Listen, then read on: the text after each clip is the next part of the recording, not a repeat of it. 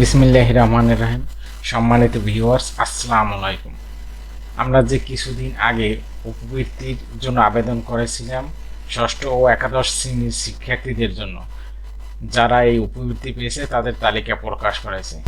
প্রথমে এই ওয়েবসাইটে ঢুকতে হবে। আমি লিঙ্ক ভিডিও ডিসক্রিপশন বক্সে দিয়ে দেবো, ওখানে ক্লিক করলে আপনারা ঢুকতে পারবেন।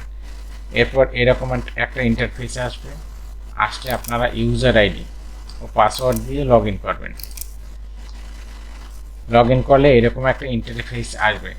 এরপর আপনি এটা তিনটা জায়গা থেকে দেখতে পারবেন। প্রথমে প্রাথমিক নির্বাচন, এখানে ক্লিক করে তারপর শিক্ষার্থীর প্রাথমিক তালিকায় ক্লিক করবেন। দেখুন এই যে 2022-23 অর্থ বছর। এরপরে শ্রেণী নির্বাচন করুন ষষ্ঠ। এখানে আপনার যদি মাদ্রাসা হয় তাহলে ষষ্ঠ মাদ্রাসা, যদি একাদশ হয় তাহলে একাদশ।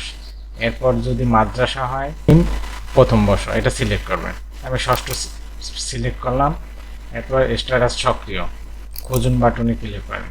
এই দেখুন PMEAT থেকে অনুমোদিত, এটা অনুমোদিত হয়েছে। আর যারা অনুমোদিত হয় না অনির্বাচিত, এখানে লেখা আছে দেখুন। এবার আপনি দেখতে পারবেন। এরপর এছাড়াও এখানে দেখুন উপবৃত্তি প্রাপ্ত শিক্ষার্থী, এখানে ক্লিক করলে শিক্ষার্থীর প্রোফাইল। এরপরে শ্রেণী নির্বাচন করুন, এখানে শ্রেণী নির্বাচন করবেন ষষ্ঠ, যদি মাদ্রাসা হয় ষষ্ঠ মাদ্রাসা, একাদশ হলে একাদশ, যদি মাদ্রাসা আলিম হয় আলিম প্রথম বর্ষ। আমি ষষ্ঠ নির্বাচন করলাম। তার খুঁজুন বাটনে ক্লিক করলে দেখুন আমরা 55 জন শিক্ষার্থীর জন্য আবেদন করছিলাম, এখানে 43 জন শিক্ষার্থী উপবৃত্তি পেয়েছে।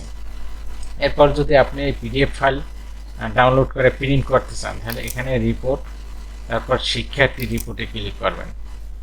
ক্লিক করলে তারপরে এখানে আপনি দেখুন এই রিপোর্টের নাম উপবৃত্তি প্রাপ্ত শিক্ষার্থীর বিবরণী রিপোর্ট। এরপর অর্থ বছর সিলেক্ট করুন 2022-23, তারপর শ্রেণী সিলেক্ট করুন, পরে রিপোর্ট দেখুন, ক্লিক করুন। এই রিপোর্ট দেখেন, রিপোর্ট এসে গেছে। এভাবে আপনি এই 2022-23 অর্থ বছরে যেসব শিক্ষার্থী উপবৃত্তি পেয়েছে তাদের তালিকা দেখতে পারেন। এই তালিকা আপনি কিভাবে প্রিন্ট করবেন এবং সেভ করে রাখবেন। আপনি এই প্রিন্ট অপশনে এখানে ক্লিক করুন। ক্লিক করার পর আপনি যদি সেভ করে রাখতে চান তাহলে আপনি এখানে মাইক্রোসফট প্রিন্ট টু PDF এখানে ক্লিক করবেন। ক্লিক করে এই প্রিন্টে ক্লিক করবেন। ফলে সেভের জন্য আপনার ফাইলের নাম দিতে বলবেন, এখানে একটা নাম দিবেন।